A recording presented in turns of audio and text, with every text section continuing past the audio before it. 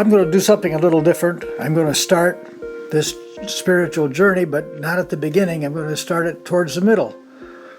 Only 40 years ago. Let me give you the picture. I was a well-known retirement expert, advisor to the White House Conference on Aging, owner of Complete Retirement Service, Inc., which AARP used to help form its retirement planning program. So, with my business in the capable hands of my longtime office manager, all the money I could ever need, we moved full-time to our Florida condo to take art classes, play golf, and bridge. We were all set. What happened?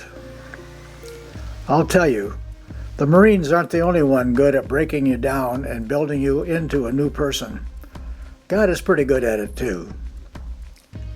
Let me read something I wrote New Year's Eve, 1985. We were in our golf course condo. The sun was setting on the second hole. It was silent on the course. My wife was busy getting ready to go out with some friends for a festive evening. Sitting there alone on our patio, I wrote this. It's called The Lavender Sky.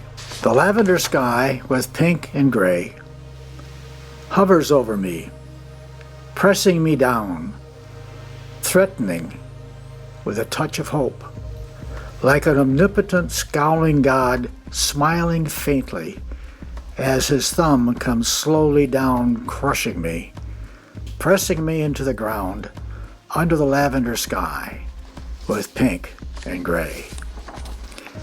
Isn't it strange how one sees beauty, the other pain? Isn't it strange how I see beauty, then pain again? Bored with sameness, I yearned for the highs and lows of youth. Now I'm up and down, dying or wanting to, soaring only briefly, then down, down, down again. God, I hate it. But do I love sameness more? Oh God, how do I see the beauty and not feel the pain? Here, under the lavender sky with pink and gray. What had gone wrong? I didn't know. All I knew was I wanted freedom. I wanted out of this perfect life I had created. Later, when I related this to my wife, she replied, "Jim, you will never be free." I could feel life closing in on me, like jail doors closing, slamming shut behind me. Little did I know she was right, unless the same Jim changed into something with a much deeper foundation, a spiritual foundation. It was not about believing in God. That was not the issue. Living my life was the issue. So we agreed to legally separate, and I went off, not knowing what to do or where to go, but knowing that something had to happen to fill that big hole I felt within me.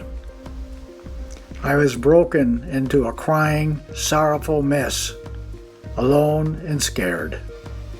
I was ready. And it took 8 years before I could honestly say I found my new life. My spiritual knowing and living that filled that hole gave me meaning and has been leading me ever since. It is that spiritual life I will be sharing, hoping to help you and myself in our spiritual journey. I'll be sharing on insights I've gained from my close and very good friend, Dr. Dan Kimmel, on spirituality and science. Dan was a distinguished professor of physics at the University of Florida State University and taught quantum mechanics and theoretical physics. He knew more about more things than anybody I've ever met. And one of the things, and yet he worked a spiritual program. I can't say enough about Dan. He passed recently because of COVID, and I still miss him. We had lunch or talked every week for 34 years, so he was a big part of my life.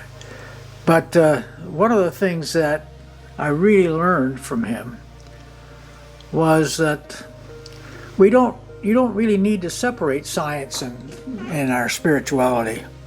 They are very congruent. They work hand in hand with each other.